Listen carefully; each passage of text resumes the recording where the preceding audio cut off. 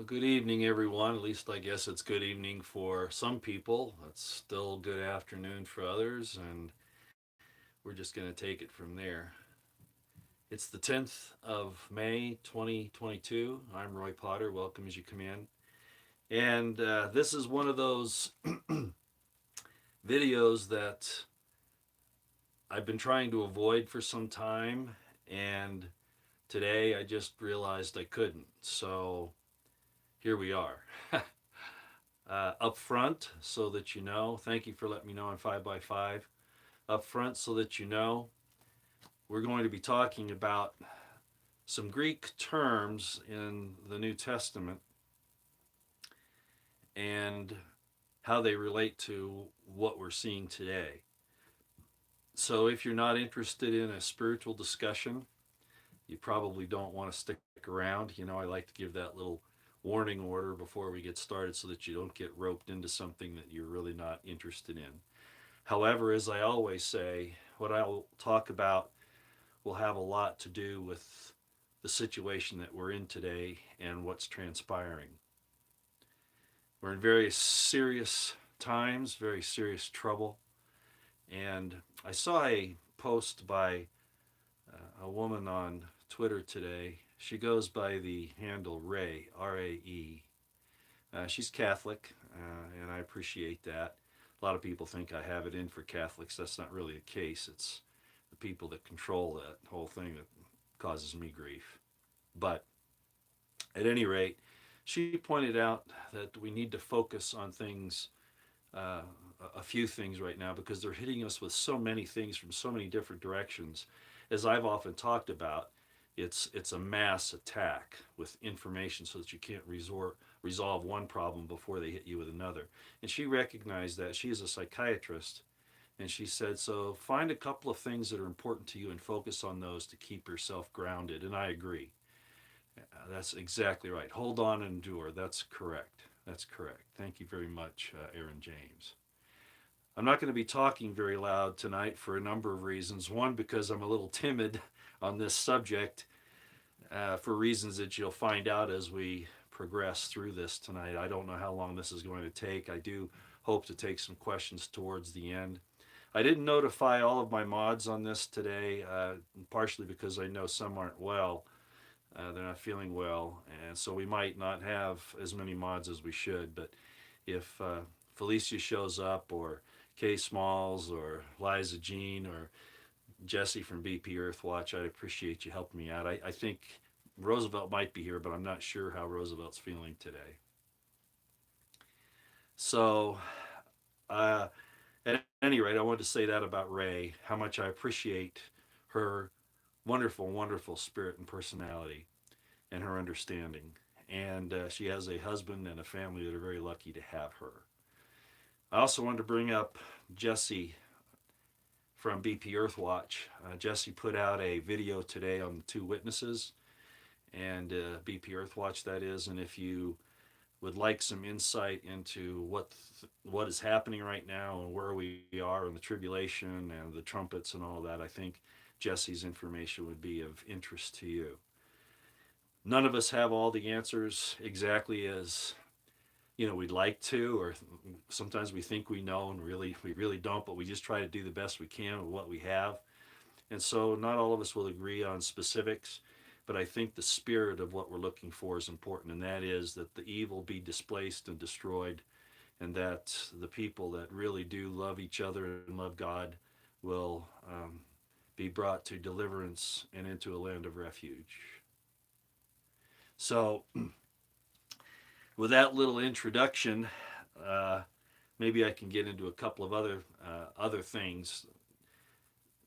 And again, I might have to be careful on this because of the verbiage. It can cause some problems with the algorithms. But if you're watching what this nation, the United States, and the Five Eyes nations are doing, and NATO, you can see that it's all evil, ladies and gentlemen. There isn't anything good left. There's nothing good left. They're sending $40 billion to a failed state that was basically destroyed in 2014 with the color revolution by Soros and Newland and Obama and the CIA, et cetera, et cetera. Put in this failed state, and they've been very much involved in warring against the poor people on the eastern side of the Ukraine. And for those of you who haven't followed that, there's more to it than that, but that's what this is really about. The war didn't start in February of this year. It started back in 2014, and the United States and NATO were behind it. They're the ones that set this up. I'm not saying that, of course, and you've heard me say this before, I'm not saying I'm a Putinist or a Russian propagandist. I'm just calling it the way I see it. That's the way I've been all my life. And I look at the history and of the politics and the people that are telling the truth and those who are not. And I'm going to call it out the way I see it. And that's how I see it at this point.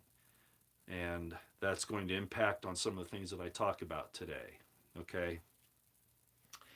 The other thing is, of course, the situation with the child sacrifice in this country and in the East and in the Western world, and in other places. But here, where we're supposedly for life and all that, and the big fight that is now opened up, a lot of that I think is good in a lot of ways. But of course, it's also being used to get our minds off of some of the other things that are happening. Not that it isn't important, but they always hit you with more than one frontal attack. Okay, they'll hit you with flanking maneuvers, frontals, rear actions, all sorts of things to keep you off guard. And that's again why I thought I'd bring up Ray again, the lady that I mentioned earlier in this video, to gather. You can't solve it all, but pick a couple of things that will keep you sane and grounded and take care of your mind and your heart and your spirit. Because this is really way too big for all of us. But we can stand our ground on principle, and sometimes that's difficult to do. But if you judge something by its fruits, you'll know whether or not you can lend your support or your spirit to it. And you don't have to go necessarily all in, but you have to be willing to state it. And that's again why I'm here today, and why I've been doing this for the years that I have now. Well, it's been since 2009 that I've been on YouTube now. So, wow, we're going on 20. I think it's 23 years, maybe even this month. I'm not sure, but pretty close to it. Okay, so I just wanted to speak that I've been cautioned by some very good friends to stop talking about how evil the United States government is, but no, I will not stop that. They need to be called out under no uncertain terms. We have people leading this country that are not just inept; they're evil, and the main leader of this country right now, the one that's visible, is a very good example of the corruption and the deterioration that our nation is suffering, and the world for that matter too. And I don't mind calling it out, and I do as often as I can. We have food shortages coming up, as Jesse talks about the droughts. We have a war on the food supply, on the supply chain. None of this is by accident. None of it has to do with the infection, other than the way it was used. The infection was used to actually attack us in all these different ways. They're coming after the family, as I've said before. They're coming after the man-woman relationship, which we're going to get into to some extent tonight. And it's just a total war in full spectrum dominance against us. And we're going to have to wake up and realize that, and shore up our defenses and pray and pray and try to stay out of the way as much as you can, which will bring up another subject, which I'm going to probably end up doing again. You'll notice that they're attacking conservatives, what we would call constitutionalists, Christians, Americans in general, and saying that we're the greatest threat, white supremacists, etc. And what they are doing is trying to preempt you. They're trying to prevent you from taking action by saying that you're going to, and then you say in your heart, well, no, I'm not going to. Turn the other cheek. I gave a little video some time ago about the real meaning of being as wise as serpents, as harmless as doves. And I told you that a serpent will only strike when it feels like it's safe to do so. Number one. Number two, doves are peaceful until you attack either their mates or their young, and then they flock. And I talked about how when a dove was attacked by a hawk, the hawks or the dove's mate and several other doves came and attacked the hawk and actually killed it. So those are all examples of what we're going to look forward to in the future to those who have the desire to stand up and do the right thing. And when you hear the powers that be saying that, we're the most dangerous, we're the terrorists. They, if you remember, Janet Napolitano said that vets were the, the greatest source of domestic terrorism, et cetera, et cetera. What they're trying to do is trying to mitigate, trying to prevent people who know how to take action from doing so. So it's a psychological operation to try to negate your sense of righteous indignation and anger. The unfortunate thing is we're hearing this same thing across the spectrum from a lot of conservatives, conservative radio show hosts, people like that. And I understand why they do that. They don't want to say something that can be, especially like for Alex Jones, who's in the middle of a lot of these different court cases right now. That they don't want to say things that could be considered to be calling for open violence against our tyrants. But the fact of the matter is that we have to stop being timid about that. Uh, there is only one way to stop what the evil is doing, and it's either going to be done. People say, well, God's going to do it by force. You don't have to. Or he's going to use you and me and those of us who have the Spirit of God to do it. Either way, it's going to have to be done by force. It's way beyond the ballot box now, and I've been talking about that for quite some time. That doesn't mean you go out and you do it on your own. We're looking for competent authority, Governor DeSantis, I know there are problems there, but there's some things happening fairly closely there, and there's some other places. But don't run before you're sent, but don't kid yourself that any of this is going to be resolved at the ballot box this year or in 2024. It is not. Okay, there's only one way to stop this, and that's with a rope and a lamppost or a tree limb. So that's where we're headed, and I'll call it like I see it. I've seen it around the world before, and we're seeing it happen in some other countries where the people are rising up and bringing to task the government supposed authorities who are nothing more than tyrants posing as righteous rulers, and they're not. We see it happening in Canada, how horrible Trudeau is. New Zealand, Ardenne there. I think that's how you say her name. Anyway, it's really bad. And here in the United States, we've seen all the preparations for it, and it's right at our doorstep.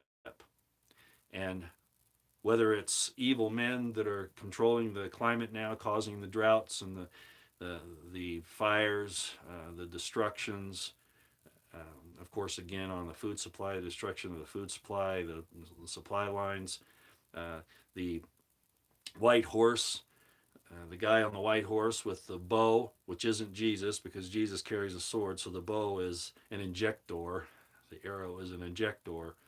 All these things, these plagues that are prophesied in Revelation are actually men doing it, and God just saw it coming and warned us to watch that's what it would be, and God would allow it. So the way it's worded in Revelation is that God is doing these things when in the actuality men are doing it to us, and God just forewarned us about it. So that's where we are, and that's what's happening, and it's going to get worse. And we need to be bold in proclaiming two things. We need to be bold in proclaiming the truth being that we need to love God and we need to love our fellow man, as I've often talked about, the twin pillars of the royal law of James and Jesus. Upon those two stand all the law and the prophets. And we also need to, without hesitation, call out the evil. And from the housetops and from the towers and in no uncertain terms. And I do that. If anybody follows me on Twitter, I do that as a matter of course quite often. So that's where we are, and that's how much trouble we're in. And they really are out to destroy all of mankind. And I've said that before, and so I'll just leave it at there. I understand all these things that are going on, and I can't possibly cover them all. But obviously, this is the time when Satan has been unloosed. The law has been backed off. I'm going to explain that here in a few minutes. And Satan and those who represent his ideology, his persona, his character, or lack thereof, are running rampant on the earth. And we're going to get into that a little bit today. And I'm going to explain why I think that the pullback of the Spirit of God and the law, even the law of the nations that they're supposed to be abiding themselves, that pullback on that is in fact what's causing the spirit of the Antichrist and maybe even the actual person to come forth. Well, we're going to talk about that. Okay, so with that little introduction, I'll continue on here and let's see where we go, okay? Get out of the cities now, not a bad idea. Okay, so I've called this video the Monogenes and the Katechon. And again, these are Greek terms that are found in the New Testament. Similar words, but in Hebrew, are in the Old Testament. But we're just going to concentrate on these two because there's been a lot of good information that's come out lately, and I wanted to address these two issues.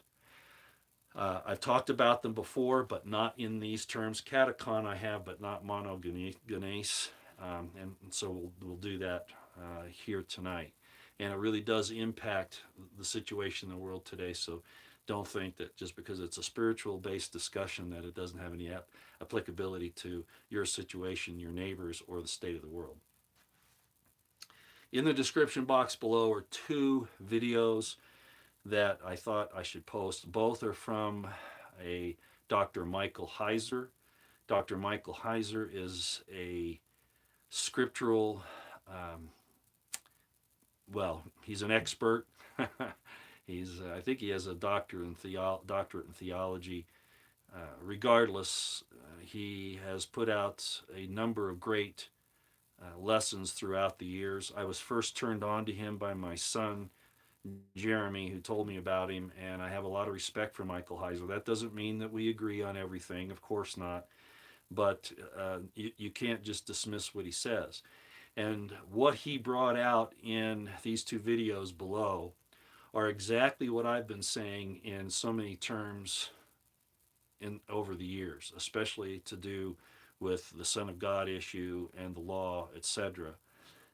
He takes a little further than I would, and I'm not going to get into that here tonight other than to say that the Dead Sea Scrolls are the control on this, and we can understand what the term of the Son of God means when we look at the time period of the first century from the people who were actually there, not the church fathers and the scriptorians and the Hellenizers and all that came along from the middle of the first century on. We're getting it right from the people that were there in the Messianic movement and understood the terms and conditions. And I'm going to get into that. Michael Heiser probably is aware of these things, but he is, and not unrightfully so, but he is sticking with the idea that Jesus is the literal only is the literal deity Yahweh. Okay, and I would not go that far for reasons that we probably won't get into tonight. I mostly want you to concentrate on some other issues. Frankly, I don't know that it's that important other than for me to say again that the name of God that he gave to Moses from the burning bush was Yer, Asher, Ahia, and it means I will be whom I will be. In other words, he selects who represents him, who has his spirit. And a good example of that is the angel that appears to John the Revelator in the book of Revelation saying that he is Jesus. And when John the Revelator goes to worship him, the guy says, no, hold on a minute. No, I'm just one of you guys. I'm just one of the prophets. Don't worship me, worship God. The point is there's a thing that some scriptorians have called divine investiture, and it has to do with the name of God.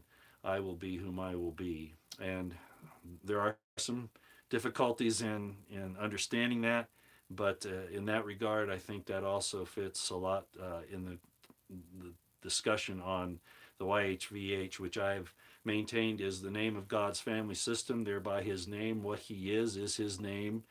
And I've talked about that before. Anybody who wants to know what I'm talking about, go back and look at any of the videos I've done on the YHVH, and you'll see what I mean by that. It's not necessarily an individual in my estimation any more than Satan is an individual. Uh, these are basically systems and characteristics. Not saying there isn't a one God. I'm not saying that. But as you look at the things that Dr. Michael Heiser talks about, you'll see some of the same understandings and some of the same viewpoints that I've had for a number of years. And no, this isn't Mormon theology, as you'll see when you listen to Dr. Heiser. I get accused of being a Mormon all the time. Okay, so uh, again, as a way of introduction, and this was the thing that I wasn't sure I should talk about because it's pretty heavy, and but I put it at the beginning of my comments because sometimes you just have to say things because true humility is telling the truth. If you're the greatest baseball player in the professional arena and you say that you are, and it's true, that's true humility because it's true. If you are the lousiest baseball player and you're saying you're the best, well, then that's not humility, that's pride. And there's a difference. And it's a lie, too. So, what I'm about to say right here, right now, is not to take any credit or to puff myself up, but just to tell you that it's indicative of how serious I have taken this study over the years. And I'm by no means perfect. I have my dark side. As I said in a video a few times ago, God has shown me my dark side and it ain't pretty. But I'm aware of it being there. And it's been used as a tool to teach me that I'm not perfect and that I need to recognize that there are some things that need to be fixed. And in fact, I can't fix them myself. Some people say, well, you're talking about God's grace. Well, yeah, that's true, but you still have to do certain things in order to qualify for that. And it's not just saying that Jesus is your Savior. You actually have to using the Hebrew term believe, you actually have to do something, as James explains, and in other places as well. So what I'm going to tell you is this, and you can take it or leave it. You can apply it whichever way you want. You can say, okay, well, Roy's actually gone off the deep end, whatever. But I feel like I'm supposed to say it, so I'm going to. I have had 3 pretty intense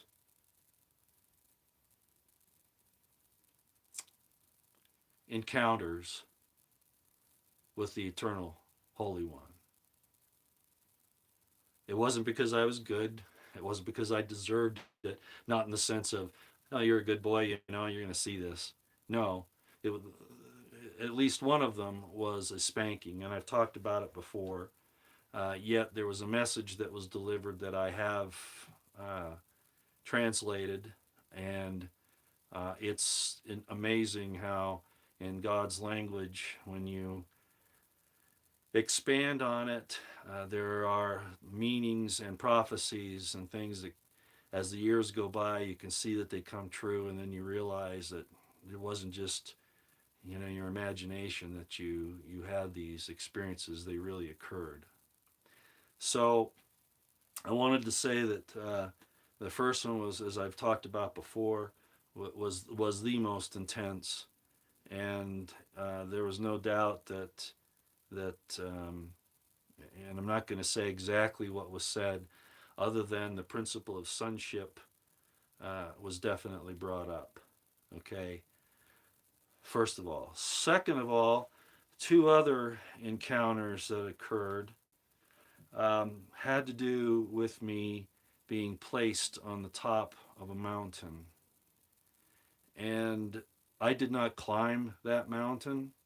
There were others around me who were climbing it or trying to attain to some elevation on there, or maybe they were just staying in the valley. The point is that for some reason or other, I was lifted up and put on that mountaintop, on the peak.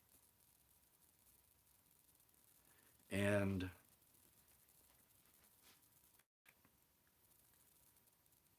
I'm not sure where that's going to lead.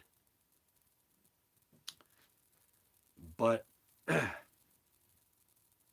it's not because of anything I've done or anything like that. It's because we all have things we're supposed to accomplish while we're here, and apparently it has something to do with that. But it reminded me of a couple of scriptures, and I'm going to mention them here today. In my notes, I say this: I did not climb the mountain, I was placed there twice. The first time with a white stone, the second watching others climb up or deciding not to make the attempt. And then there are two scriptures that went along with that: Isaiah 2:2 and Micah 4:1. A lot of times in the scriptures, when they talk about certain things, they're really tied to people. I've told you about trees. Trees are often an actual person, an actual personage, entity, whatever. Mountain can be it can be a person. It can be a temple, an actual stone structure. In this case, I don't believe it is a stone structure. I think it is the Spirit of God being in men and women, and that you will be also taken to the top of that mountain. I'm going to skip the second one I had here. All right. Does that qualify me to talk about the things that I do? I don't know. I'll let you decide that. By their fruits you shall know them. I know a lot of what I talk about is contrary to traditional viewpoints, especially traditional Christianity, uh, but I still stand by it. One of those happened over the last day on Twitter. I saw a post from an individual quoting Paul in Corinthians. And actually, I'm jumping ahead of my notes here, but I'll just preface it by saying this: that Paul, in that, was talking about if you're a woman and you're not married, just stay unmarried, be happy with your situation, don't seek it, don't seek to get married, and the same thing for men: if you're not married, don't seek it. But then there are other scriptures where he talks about the duties of marriage, etc., and that the man is not without the woman and the woman without the man. Anyway, this particular scripture in Corinthians was being used to denigrate women, number one, and to make an argument that marriage is not something that you should seek, that it is not expedient. And that's evil. It's an evil twist of what the scripture says because it's totally contrary to everything else in the Holy Writ. And it definitely puts women in a very bad light, which they don't deserve. So I came down very hard on that person. And when they finally said that I was preaching lies or proclaiming lies, I finally blocked them because I don't go for one line pejoratives. All of that was happening on Twitter, which was another reason why I decided to do this today. Okay, talking about the mountain thing. Again, it's not saying you're perfect. It's not saying that you've arrived or anything like that. It has to do with the promises that are made. And Matthew 25:23 says this: His Lord said unto him, Well done, good and faithful servant. Thou hast been faithful over a few things. I will make thee ruler over many things. Enter thou into the joy of thy Lord. We can't be expected to control everything. What God wants us to do is take control, to take action on the things that we can, uh, judge and rule wisely and justly, And if we do well with the little things that he gives us, he doesn't expect us to be able to change the world. He expects us to stand by principle. And if we stand by principle and go by the good fruits, that is the promise that is made to you. Let me read it again. His Lord said unto him, well done, good and faithful servant. Thou hast been faithful over a few things, not everything. I will make thee ruler over many things. We are seeing today why such things as Deuteronomy 20:17 happened. If you don't know what Deuteronomy 20:17 is, God ordered the Israelites to utterly destroy all the men, women, and children of certain societies in the area, and it didn't have to do with just taking their land. It was because, in fact, the evil had become so pervasive and so deep that the only way that God could ensure that the children that would later be born would have a chance in a righteous environment was to destroy the entire old system. They were into all the same things that we're seeing today: the child sacrifice, the use of weapons, of war, of denigrating the sexes, of altering what God has put into to motion. And of course, the thing that's going on today, along with that, is the changed times and laws, which I've talked about before. You know, the entire issue of changing somebody's physical attributes as far as what their DNA says they are, as opposed to what they think they're supposed to be. That is also changing times and laws, and we are at that place where this is pervasive now, and that's why I say that God may not have any other choice than to allow this entire society, especially in the West, to be totally destroyed, because the children have no chance of growing up in a righteous environment, and we're seeing that happen right now.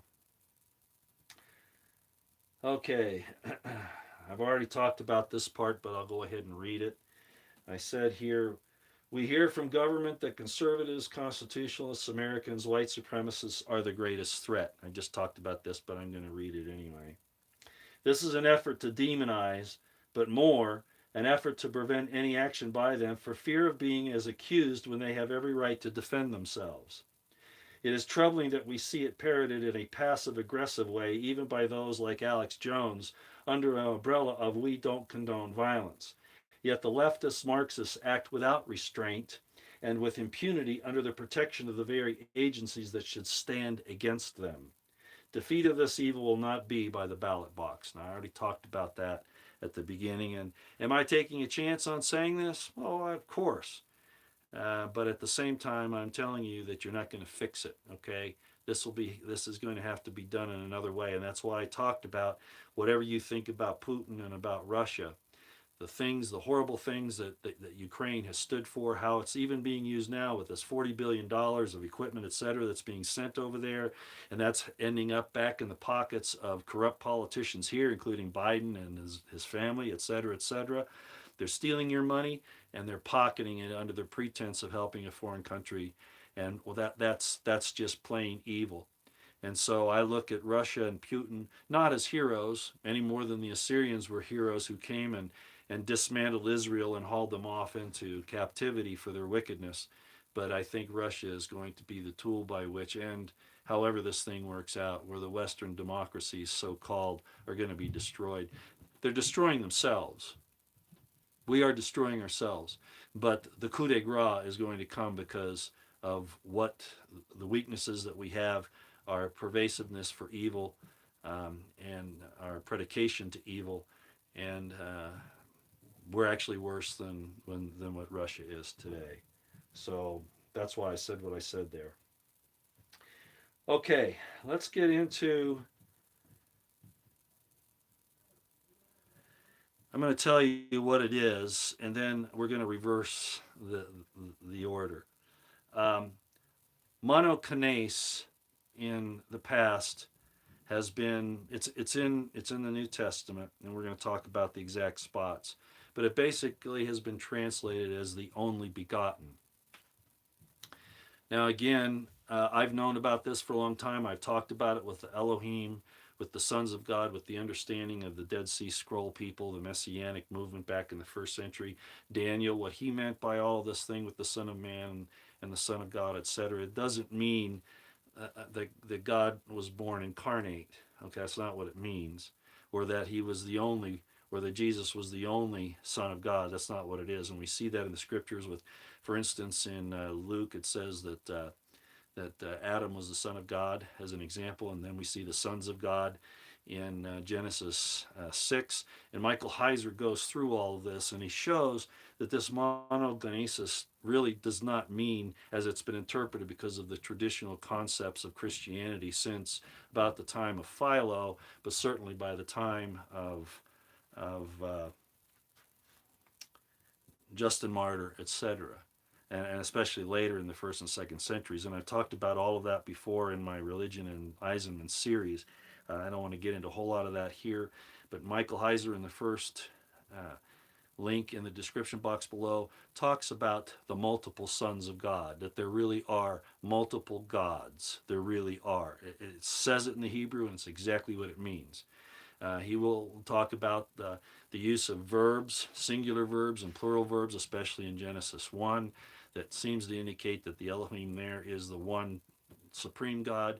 But if that were the case, as I've argued before, and maybe in a video not too long ago on here, is that if that was really what the intent of the writer was, they could have used the word El, they could have used the YHVH, they could have used any number of others, but they chose the plural. And why did they do that? Because there was a disagreement between the two philosophies, the Elohists and the Yahwists, and Ezra, the redactor of the Old Testament, especially the Torah, was trying to balance those two viewpoints to prevent any more civil war, basically, is what he was doing.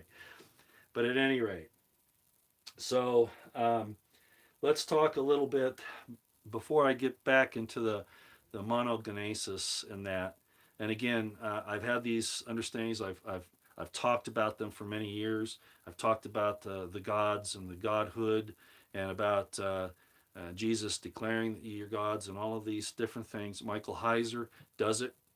I was so happy. I'd never seen it before until just a couple of days ago. And when I saw it, I thought, wow, this is really incredible, because this is exactly pretty much what I was saying. Okay, so let's hold off on that for just a minute, and let's go to the idea of the Catechon. Okay, there's much discussion of 2 Thessalonians 2, 6-7 about the restrainer of evil, the withholder. It's called the Catechon in Greek. And Catholics think that that may be, the Pope, be it, a lot of them don't, well, the normal traditional Catholics that are still around that go with the current orthodoxy would say that that's Pope Francis. But then there's the set of Vacantists and the anti-Pope people that say no, he's not it, and that maybe it's Pope Benedict. And then of course there was the whole thing with Archbishop Vigano saying that it was Trump. No, it's none of those people. It's the law. It's the Spirit of Christ and the judgment of Christ. That's what it is. And Michael Heiser, in the second video that's in the description box, talks a lot about that. Not quite in the way that I would, but I'm going to kind of elaborate on it here. Hi, Jesse. Thanks for being here. You did a great job on the two witnesses stuff. Hi, Felicia. Nice to see you. Thank you for being here. Okay. So what is this restrainer? What is this catechon that will withhold the evil, the Antichrist, from showing his face? Well, a lot of people, like I just said it was a person. Well, as I just mentioned, it's at least partially the law. And I'm going to read something to you because it has to do with these evil ones that are here and the spirit that they've got that's coming. Let's go to Galatians 3:19.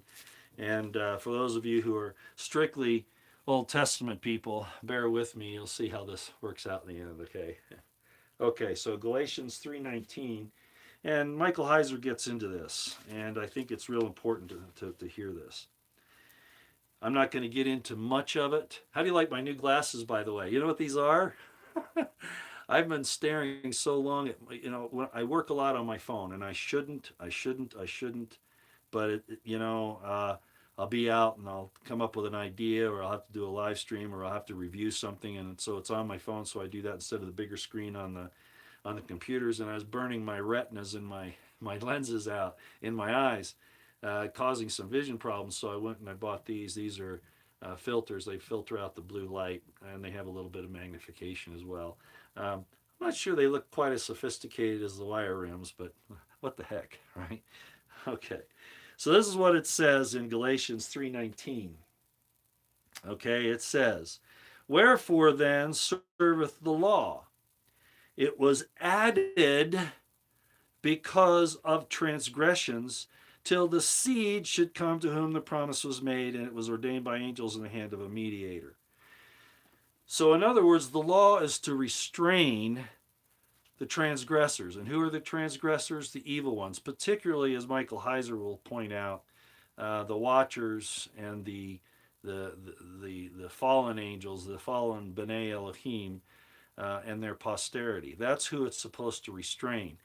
Not really you. It's to restrain them. So this is tied in with 2 Thessalonians 2:6-7 about the restrainer.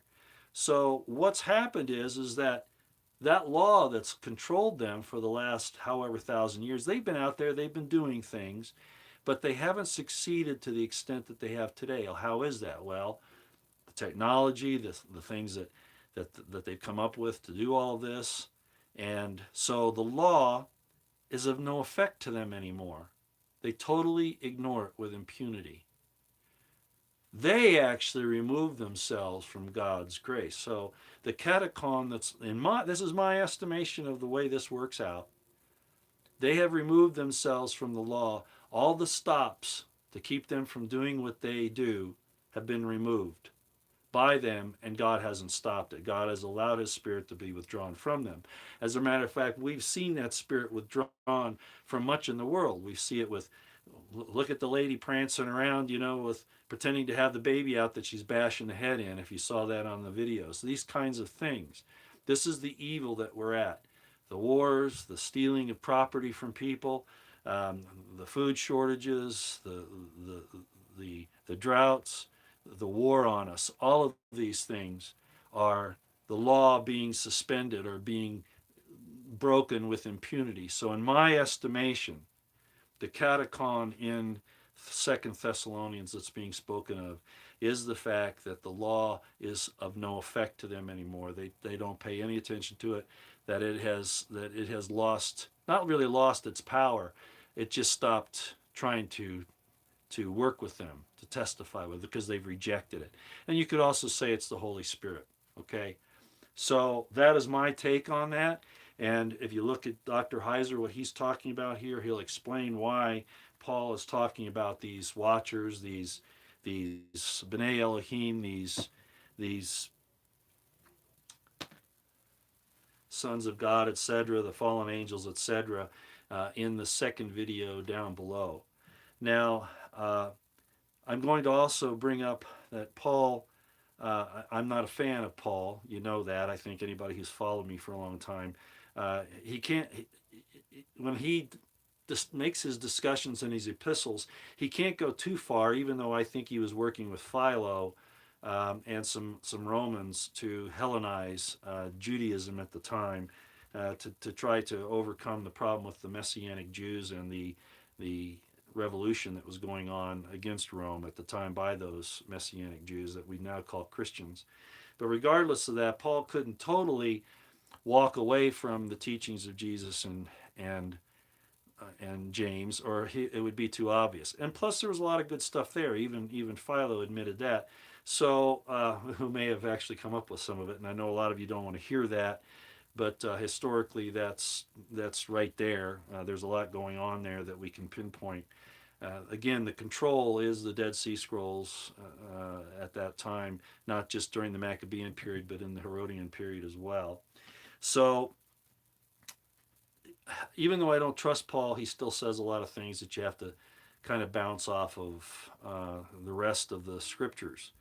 And that's why today I said that this thing where he uses in 1 Corinthians to say that women shouldn't get married, and it was taken out to such a point where it was actually evil, uh, contrary to everything else that the scriptures say, that I had to call it out. And that was a typical use of 1 Corinthians by such people as the church fathers and historians and theologians who wanted to push celibacy and to say that the sexual act, even between married people, is something that's you should avoid. And that's what this person was saying today, that you need to practice continence even when you're married, meaning never have sex, and that's just totally wrong. So any of you who are worried about that, uh, don't worry about it. Get married, grow a garden. Yeah, I'm not saying it's easy. Okay, that's not the point. The point is that Paul said a lot of good things about marriage, and then this particular, and he said a couple of bad things, and this one in particular has been misused by people who want uh, to institute the Baphomet androgyny and to destroy that most special relationship between men and women, which is the intimate relationship and also the thing that bears fruit, the children. So, at any rate, uh, let me finish reading this a little bit here. As I said, the law was added because of transgressions, not just the single transgression of eating from the forbidden fruit in the garden. There were a number of transgressions. Well, who did that? The fallen angels, not mankind. This scripture can be cross-referenced with Galatians 3:19, which is what I just read. I'm talking about the 2 Thessalonians 2:6-7 can be cross-referenced to understand who we're actually talking about in Galatians 3:19. And again, the law was added because of transgressions, multiple, plural, by the lawless ones. When the restrainer is removed by those seeking to change times and laws, and evil rises, the law entirely disobeyed, then that is the removal of the Catechon or restrainer, the Spirit of Christ, the Holy Spirit, etc. That's my take on it, and that makes sense with what we're seeing in the world today, because the Pope ain't the Catechon, Trump's not the Catechon, Vigano is not the Catechon. No, this is talking about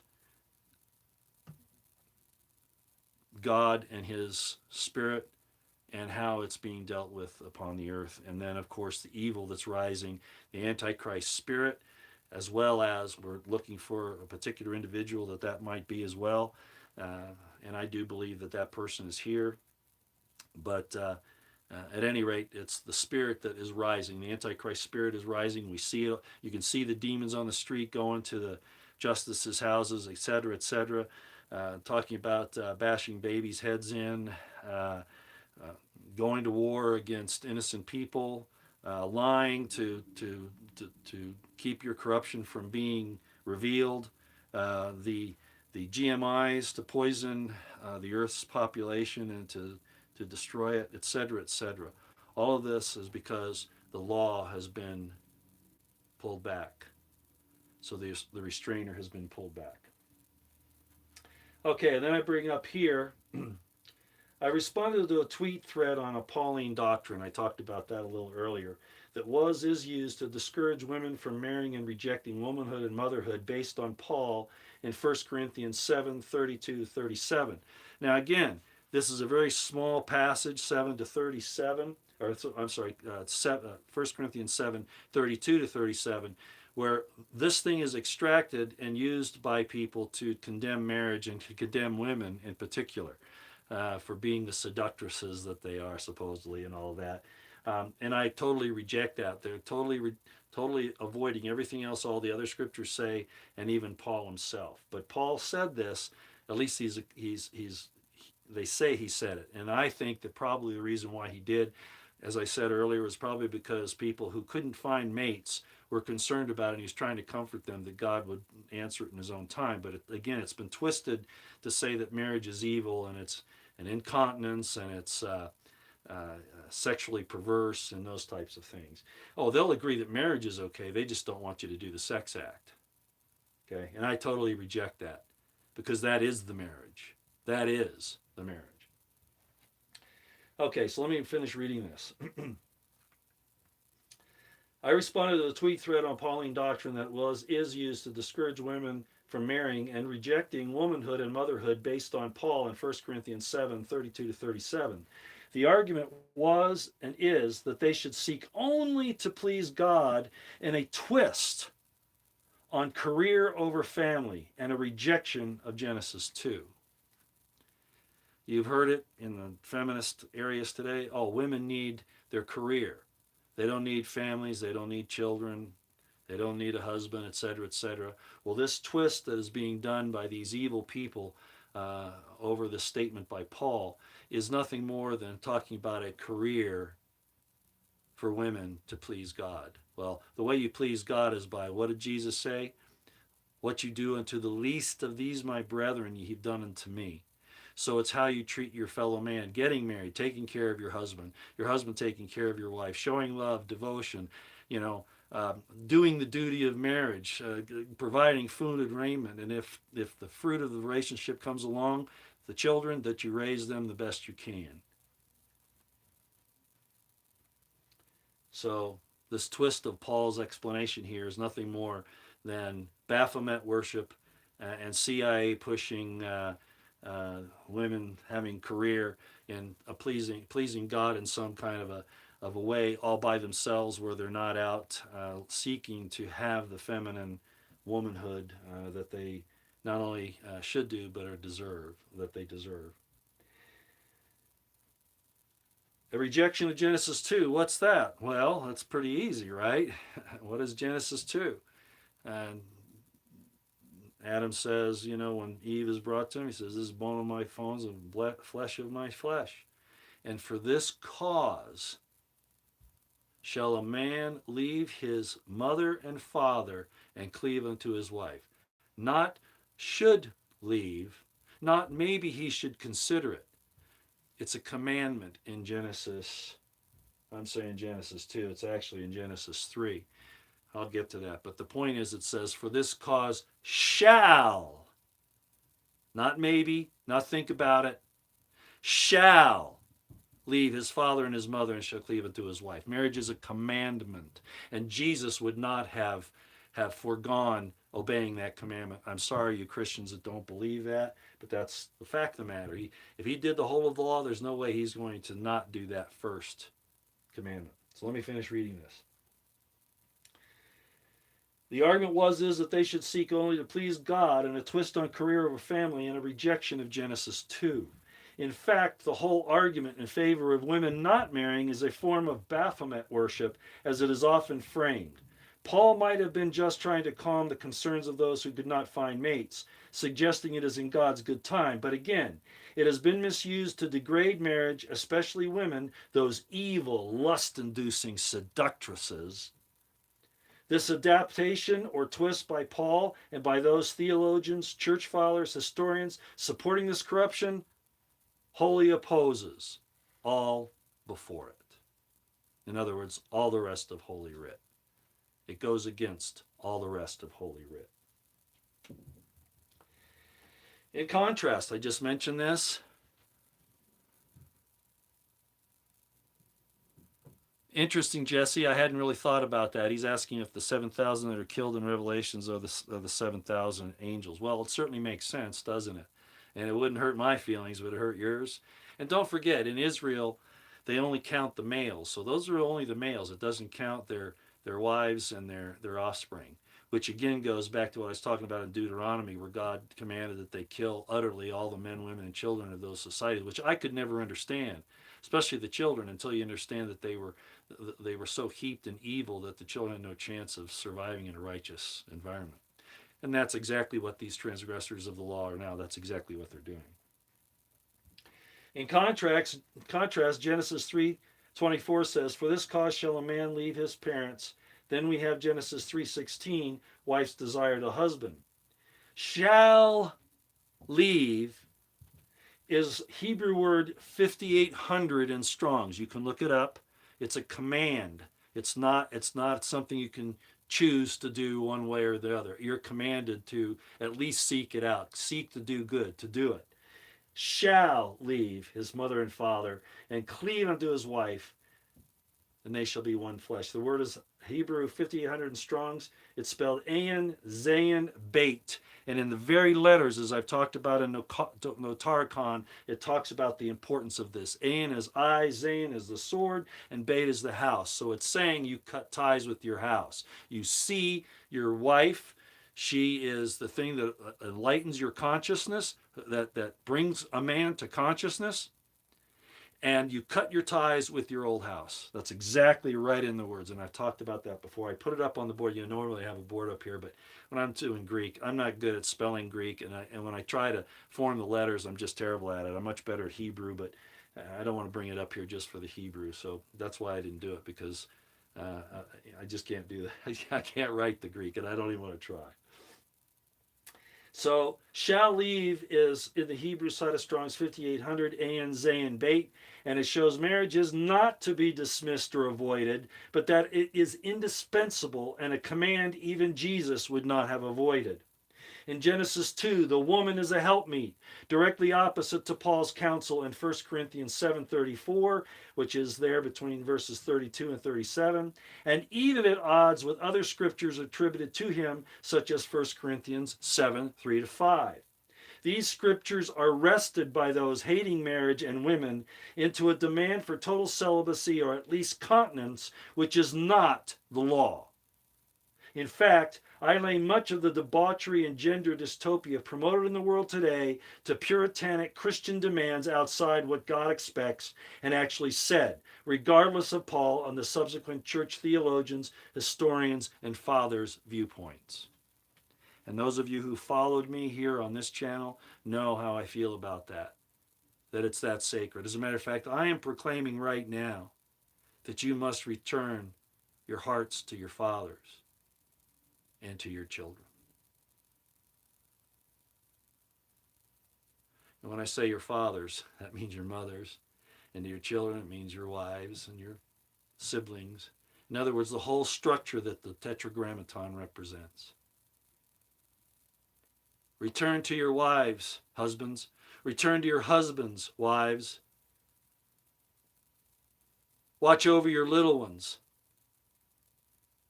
your children.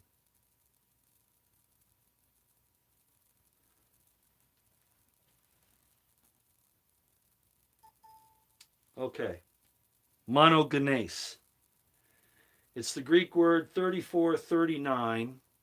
And again, in the first video down below by Dr. Michael Heiser in the description box, he really outlines this, and I want to give him credit, okay? Even though I've talked about this exact same thing for a number of years, here is now, when they looked at the Koine Greek and they understood really where the word came from, monogenes, it doesn't mean only begotten, it means the only unique one unique one. That's all it means. Dr. Heiser will explain that. I've explained that before with the Elohim, the sons of the Elohim, and he brings up, as I've said before, Psalms 82, where it talks about the council of the gods. The same with Psalms 89, and Jesus himself saying it in John 10:34. And then you also see it in, you might want to copy this down, Psalms 2-7, Hebrews 5:5, Mark 1:9-11, and Acts 13:33. We're all one family, ladies and gentlemen. We are the sons and daughters of God, literally. Not the transgressors. They put themselves outside of that. They will have neither root nor branch. They will lose their posterity and they will lose their connection to their ancestors. Elijah is here to make sure that you remember your ancestors and your posterity and seal them to you, that you can be in that tree of life, that you will have root and branch. But the transgressors are going to lose all of their roots and branches.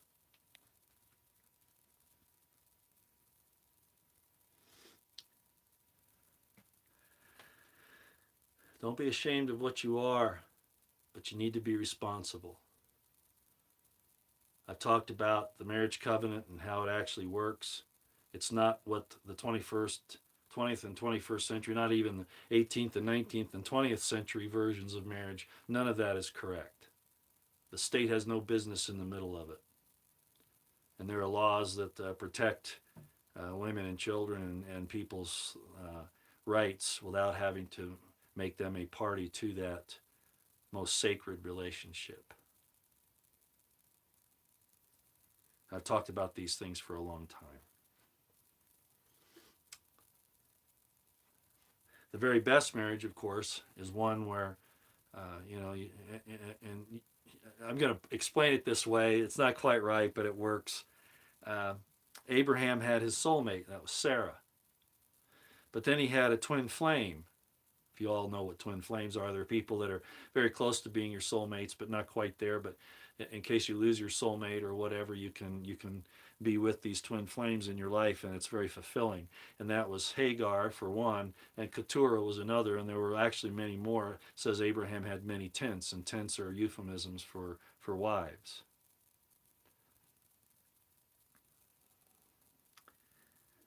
So it's not the way, the marriage isn't quite the way we look at it today. I think it's best to have, through my experience, I've learned that I really miss having the really, really close relationship with one.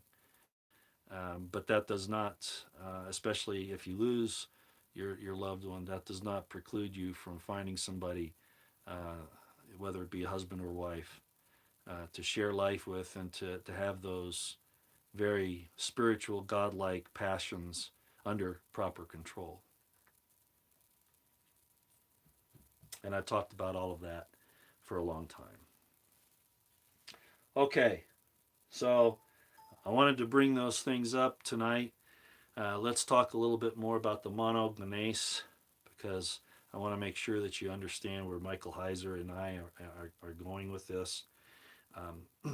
As I just mentioned, the gods that Jesus himself mentions in John 10:34, and that are mentioned by Luke in Acts, if Luke wrote Acts 13:33, Psalms 2:7, Hebrews 5:5, Mark 1:9-11, Psalms 82 and 89.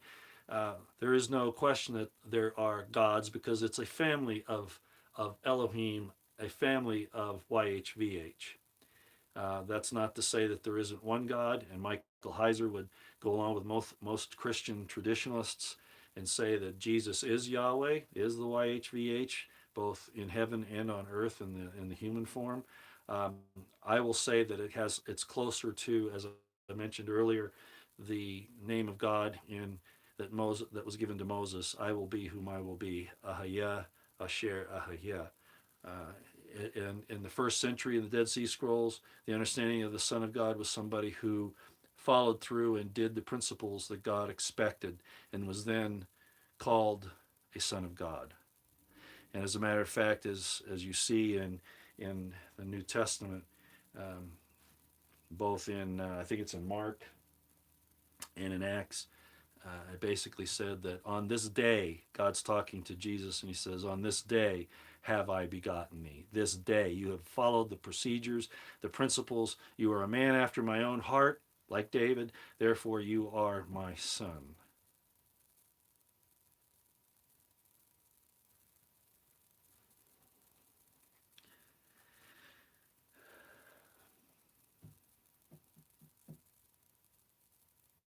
Genesis 2:7. No. See that's anticipating. Here's something you might want to ask yourself. Who said that? Hawk Knives? I'll ask you this question. Why is it that the YHVH doesn't show up until Genesis 2? Do you know why?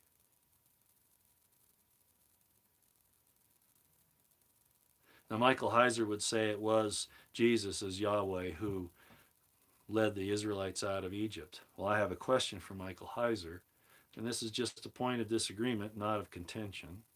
I should say debate, discussion, not contention. Who was it that sat down in the plains of Mamre with Abraham and ate a lamb stew? I don't think that was Jesus as Yahweh. No.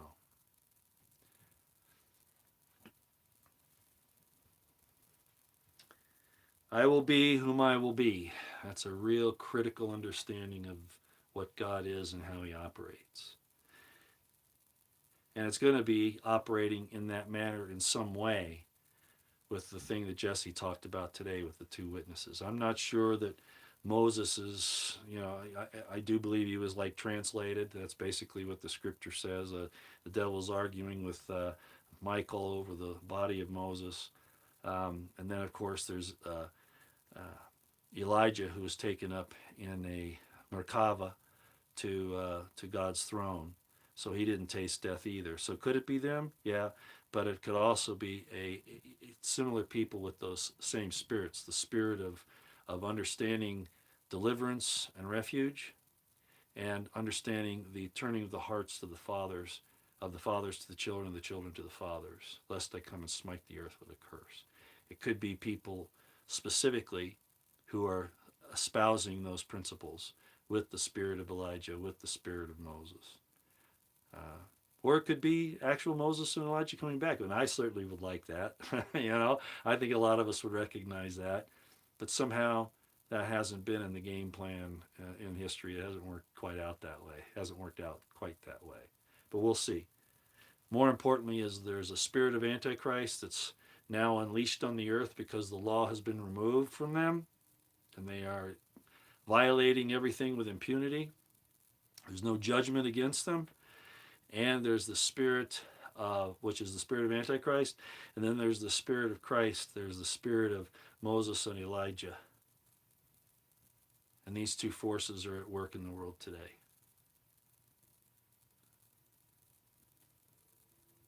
All right. Well, let's take some questions. I'm going to need some water. Let me shut this down. Actually, I better keep it open just in case I need it.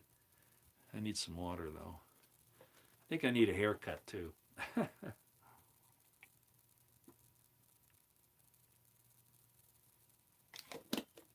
When I start sticking out like Bozo the Clown, I get kind of worried. Okay, to recap just everything else here. Evil in the world is rising. We're facing something that cannot be solved in the election process at the ballot box. It's going to have to be done in other ways. It's going to have to at least start coming out of Babylon. As I've often said, pray stay out of the way. But at some point, they're going to come after you, and you're going to have to do something about it. And hopefully, there will be a leader at some point in time that will stand up. I frankly think that that's happening now, as I said, with Russia being like the Assyrians to punish the evil West. That's exactly how I view it. So maybe we just need to stand by and watch and just understand what's happening. I've talked about 2 Thessalonians and the Catechon, and that I believe it's the law, the Spirit of Christ that's been withdrawn, not the Pope, not Pope Francis, Pope Benedict, Vigano, Trump, or anybody else.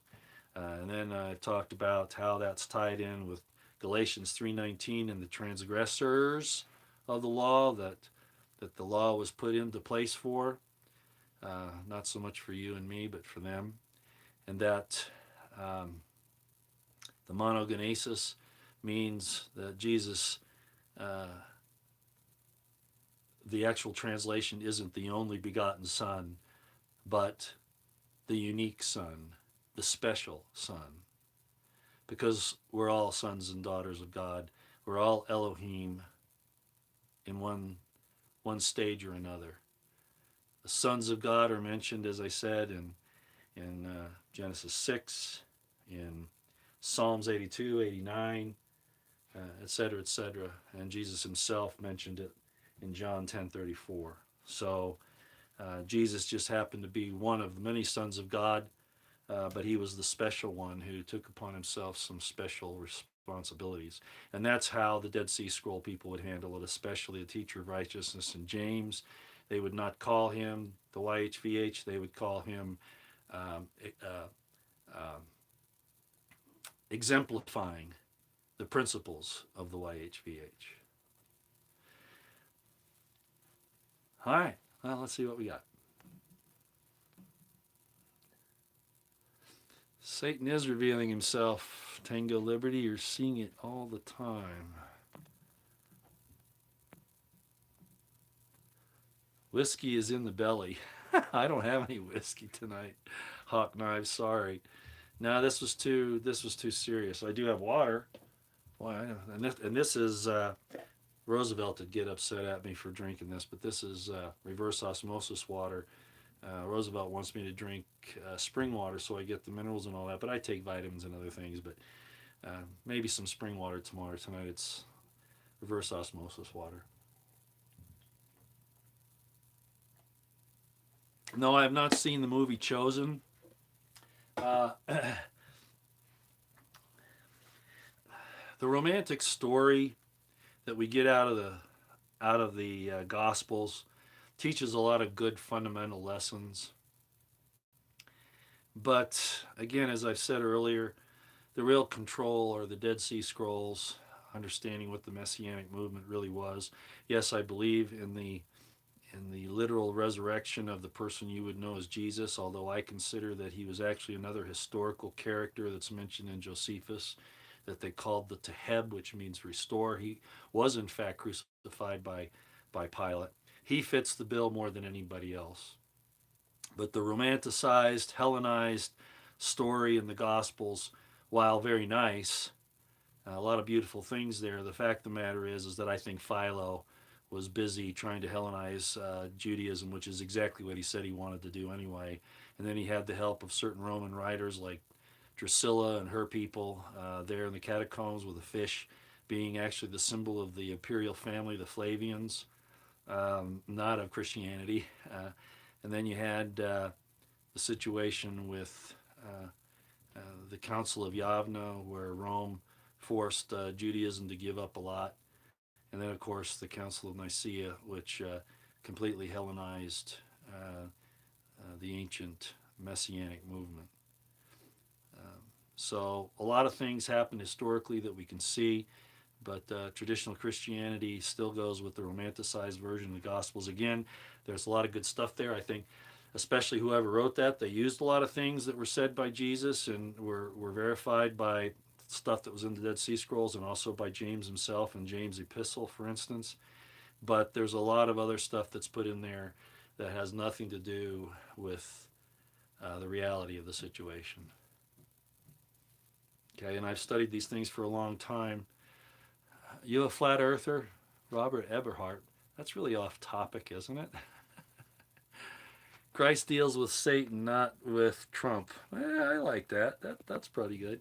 Water, hue, fish poopy in it. Tango Liberty, what's that? Okay. Yeah, 2,000 Mules. If you follow me on Twitter, I'm not real impressed with any of these Trump supporters. Trump was the one that was responsible for losing the election. He did not. He did everything Fauci told him to do. Uh, he uh, he brought swamp creatures all around him. That's not an accident. That was on purpose. Trump lost the election because he chose to. So I don't care about the counts and all of that. That's all just trying to fix the problem long after. It's sort of like trying to take back, the Battle of the Bulge, trying to take back the bulge after you've already lost it. It's nonsense. It's not going to go anywhere. All it is a grifting situation. Nothing against Dinesh D'Souza. I don't mind the truth being brought out, but the real culprit in all this was Trump himself, and I will not excuse him. Okay.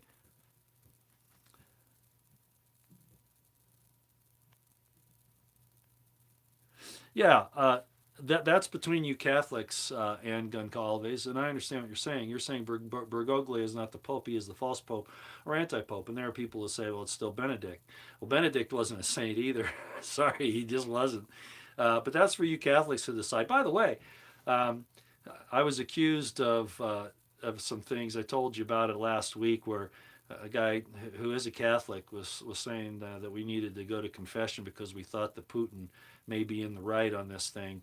And that's not being a Putinist or a Russian propagandist in my situation. That's just calling it the way I see it, and rightly so because of what we did in Ukraine in 2014 under Nuland, Soros, and Obama. And I've talked about that, um, and NATO itself.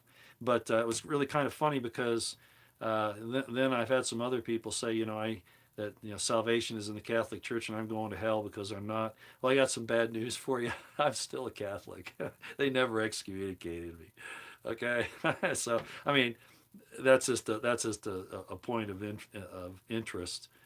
I was baptized in the Catholic Church when I was 12, and then I went off in search of other things to try to find the awe of discovery myself of God, and He accommodated me in my search, as I've already explained at the beginning of this uh, video. But you know, I thought it was interesting that I'm being called I'm going to hell because I'm not a Catholic, and then they really have no idea. Technically I'm still a Catholic, at least on the records. I think that's kind of funny. Okay. Yeah, I agree with that, Jason. Elections are going. That's why I say that this isn't going to be fixed at the ballot box either this year or in 2024. It's over with. It's over with, and has been for some time. That at this point, there's only one way out of it, and I'm afraid that cowering in fear and being intimidated isn't going to solve it. We're going to have to take action, and hopefully God uses another country to do it, so that they don't say that we're traitors, but they'll probably still do it. Yeah, no, no Mars Fool's Gold. Yeah, yeah. Paul, like I just said, he was telling. I think he was actually addressing people who couldn't find mates. They had already pretty much disregarded the ancient law of marriage, which included concubinage and some other things, because the prudish Christians at that point were again. See, the Romans. They were the Romans and the Greeks were not prudes, but they were hypocrites. Rome really instituted monogamy, for instance, and you couldn't be married to more than one woman at a time. Uh, but look what they did. Look at Nero at the Vatican, for instance, in the museum there. They had, I forget the name of it, but it's a bowl made, a huge bowl. I think it's like 30 feet across, and it was made by Nero out of a single stone from the Middle East or India or someplace like that. And it sits in the Vatican. Well, guess what it's used for? Does anybody know what it was used for? I'll just tell you. Nero used it to have intercourse with his horse that he married, and then they used it for orgies. And that's in the Vatican. Now, again, on Paul, I don't think Paul was nefarious in that, although it has been used for nefarious purposes to support celibacy and keeping men and women together, which is based keeping men and women from being together, which is a form of Baphomet worship, which is androgyny, which is totally contrary to Holy Writ. Um, could Paul have worded it better? Well, you can extract anything you want from the scriptures to use for nefarious purposes if you want, and I showed tonight how that's been done. Okay, and I've showed it in a lot of my other presentations. Oh yeah, Mass one. I'm confused about get rid of your cloak and pick up a sword. Yeah, no, see, that's just the problem. There's the old thing: those who live by the sword will die by the sword. Well, it's not when you defend yourself. That's not what it's talking about. Jesus was saying basically, it's kind of a cause and effect thing, and especially if you uh, what you reap, you'll sow. Okay, but he did. He told his disciples as they were going out after the Last Supper. He said, uh, how many swords we got? And they said, well, we got two. And he said, that's enough. And then the other question was, well, what should we do? And he says, well, if you don't have a sword, sell your cloak and buy one, because you're not a free man unless you're armed. Liberty is not, you know, a free man is known because he has a weapon. And Jesus knew that. Jesus was no pacifist. That's another Roman invention.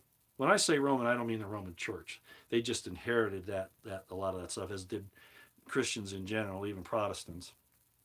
But the Roman Empire, they were trying to destroy the Messianic movement, which was a group of revolutionaries fighting Roman occupation. Jesus was not a pacifist, and I've explained again tonight. I said it already. about be as wise as a serpent and harmless as a dove. It doesn't mean that you don't fight.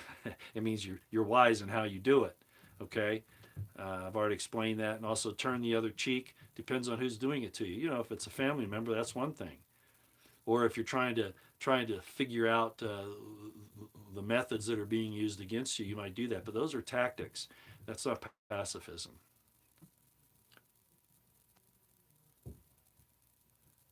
Yeah, I think that's going to be the case too, Jesse. Jesse says of BP Earthwatch, he says they'll declare a national emergency and all elections will be on hold. We thought that was going to happen under Obama too, but this time I think it's absolutely a possibility.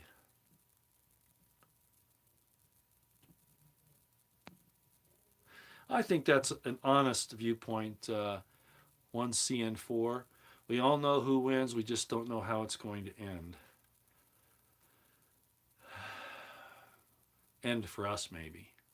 We don't know how it's going to end for us. Sustainable stewards. What?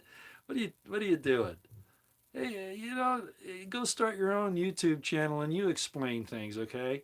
If you can study Hebrew and Greek, um, and understand what the Dead Sea Scrolls are about, and the fact that Ezra was a redactor, not a writer of the Old Testament, especially the Torah. If you don't know those things, you have no business making those types of pejoratives here, okay? If you think you got it, go give us a YouTube and show us what you got.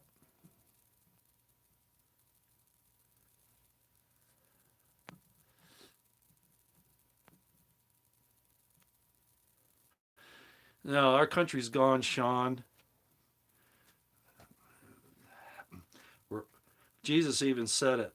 Wherever the carcass is, there will the eagles be gathered together. Look that up. Wherever the carcass is, there will the eagles be gathered together. It happened on Jesus. Jesus, he said, there will those who will come in my name saying, I am Jesus, I am Christ, you know, but they'll do it to deceive. And then there'll be those who say they are Christ themselves, right? It's all deception. So it's a dead carcass at this point, and people will flock around it. The eagles will flock around it so that they can pick off the meat from the bones. The country's gone. There's no taking this back. It's going to turn into a Yugoslavia type situation, which is why I call it a Balkanization. That's exactly what happened in Yugoslavia. Balkanization was split up into 6, 7, 8 different countries. Uh, Basically, what's going to happen to Ukraine? Any places this evil NWO goes, that's what happens. It divides and conquers and destroys, and that's the definition of Satan, right? No, there's no way to save the country. We might save portions, um, groups of states, maybe, etc. David Ream, would we even have worldwide Christianity without Paul? Well, consider this. It was pushed by the Roman Empire.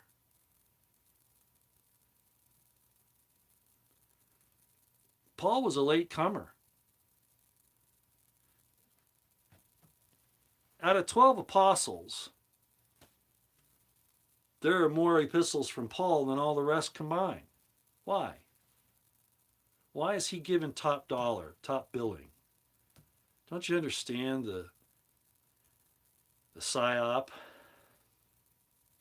It's like I said before.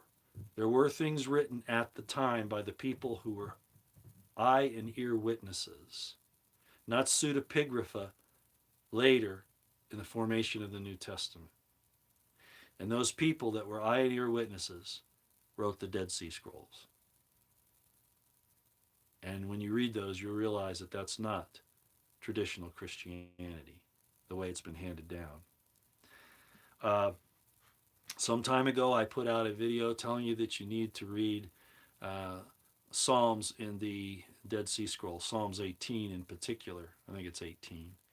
That I am convinced was written by the man you would know as Jesus. It was written by himself. It's actually his words. Nothing like traditional Christianity. Very, very few links. I'm not saying it's bad. It's a nice philosophy, but so is the story of um, Cinderella, and even though I know Disney's bad, but nice little stories to help you understand principle, and there's nothing wrong with that. But there are some very questionable things, especially in the New Testament. I mean, they exist in the Old Testament too in certain areas, but in the New Testament, there's no doubt that there was a Hellenization going on there. There was a deception, and Jesus explained how you figure it out. He said, "By their fruits you shall know them," and he repeats basically what Isaiah said. Jesus said, not one jot or tittle of the law shall pass until all is fulfilled. And anyone who teaches you to disobey one of those will be the least in the kingdom of heaven. Well, Isaiah said it another way. Isaiah said, to the law and to the testimony, if they speak not according to this, it is because there is no light in them. So Jesus just rephrased that. So much that we have in the New Testament. This thing on marriage is a perfect example. Celibacy became a measurement of your Christian orthodoxy, of your devotion. By the way, just so there's the story about St. Augustine. I think it was Augustine, maybe it was Jerome. But at any rate, castrating himself. I'm pretty sure it was Augustine. And because, the scripture says, there are those who make themselves eunuchs for the kingdom of heaven's sake. So he thought that meant to castrate. At least that's how it's been handed down over the years. Again, it's to encourage this mutilation of the body that God created for men, and then it's complement the women.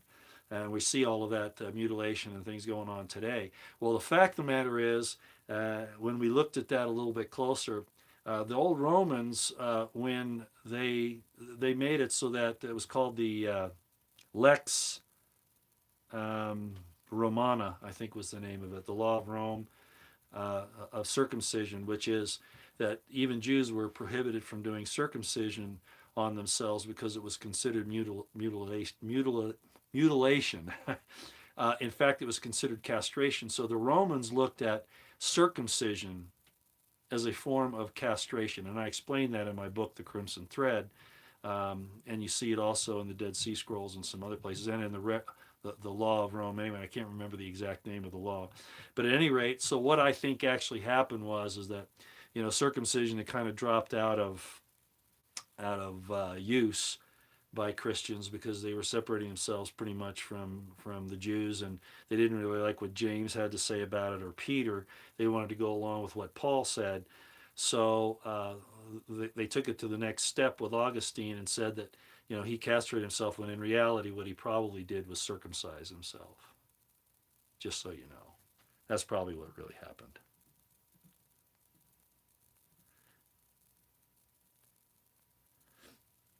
Well, Jesus didn't defend himself because he was outnumbered. That's what he meant by, put your sword away, Peter. Those who live by the sword are going to die by it. This isn't the way. This isn't the way out of this situation. Jesus was a revolutionary. Oh, don't kid yourself. He was not any kind of a pacifist, but he knew when his time was up. Okay, he knew when his time was up and what he had to do. Okay, but he was no lamb to the slaughter prior to that. It was at that point in time where basically he knew there was no way out. However you want to view that, whether he knew it by prophecy or because God told him or whatever, it was just the fact of the matter. I mean, that's just how it was. It's how you tell the story.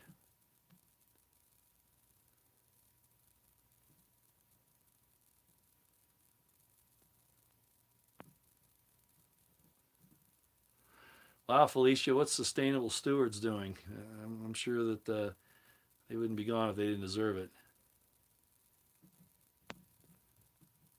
Yeah, good point, Damocles. Jesus said, "I came not to bring peace, but a sword, to the dividing asunder of mother and father and truth and error, etc., etc., etc." Yeah, it's exactly right. That's not to say that you live by the sword, but we're not. Again, you're not going to solve this thing at the ballot box. You're not going to do it. they've stacked it in their favor, and they have an entire security apparatus to make sure. Okay, it's not to protect you; it's to protect them in their corruption and their evil designs.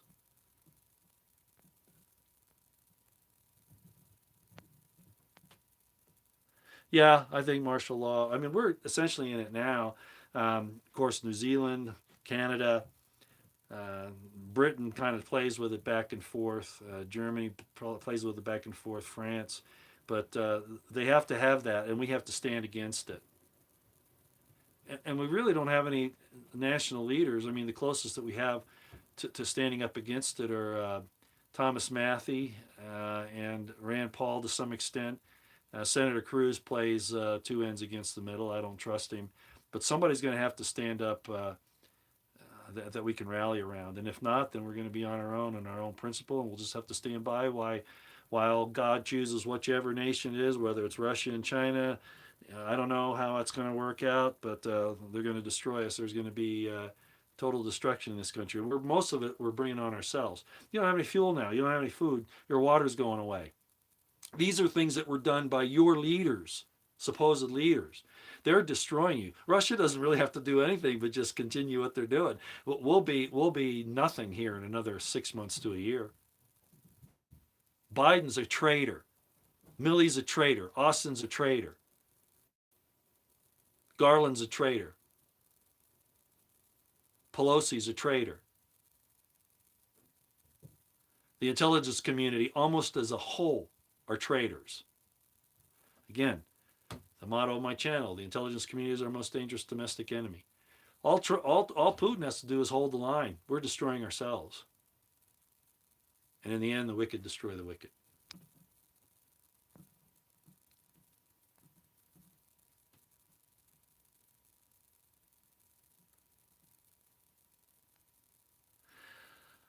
All right.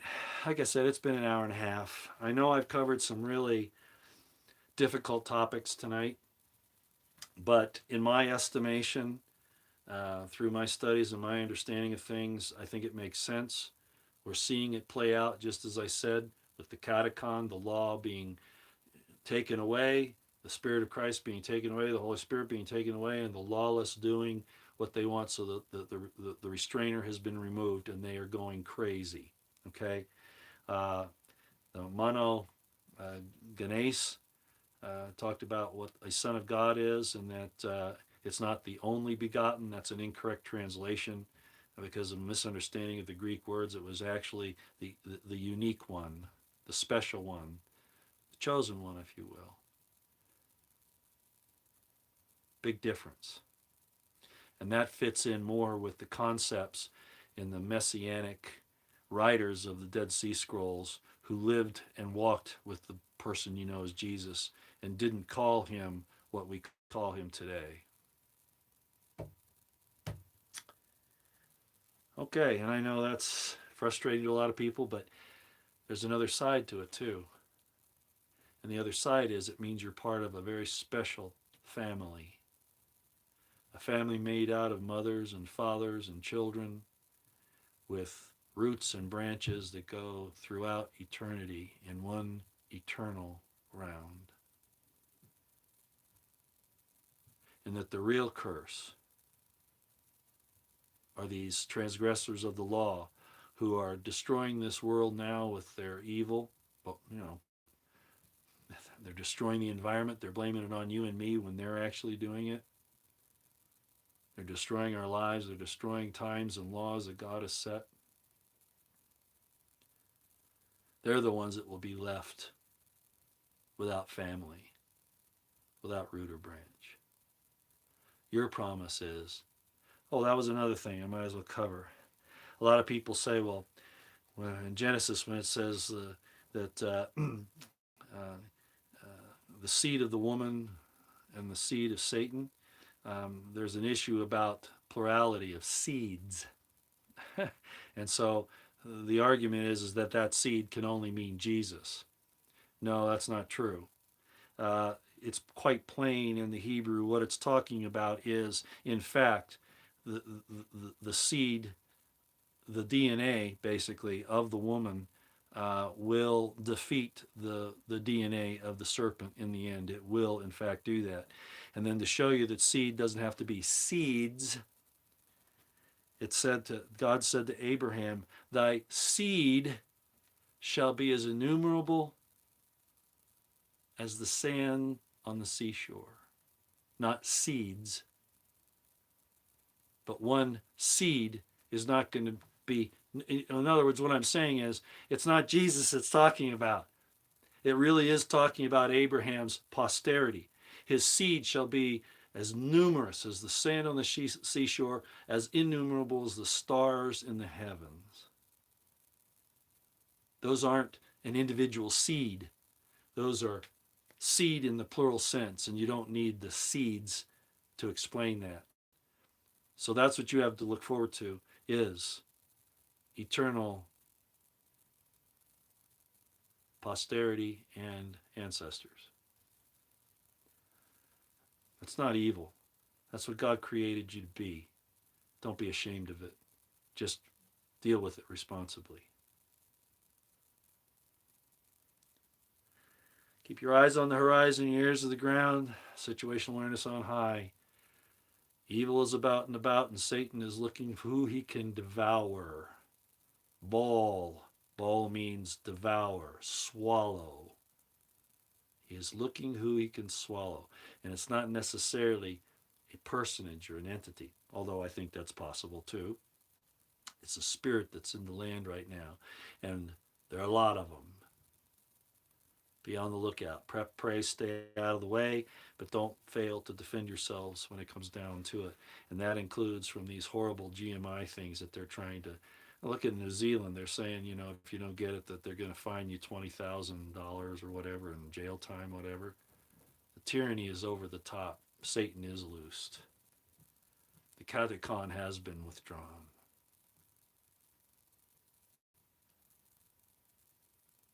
All right, everybody. All the mods that were here, thank you for coming. Thank you for all that you do. And again, for those of you who find this information, my viewpoint on the subjects, to be a little too much to swallow, that's fine. Just don't use pejoratives against me, okay? I'll just block you. All right. All right. Y'all take care. Out here.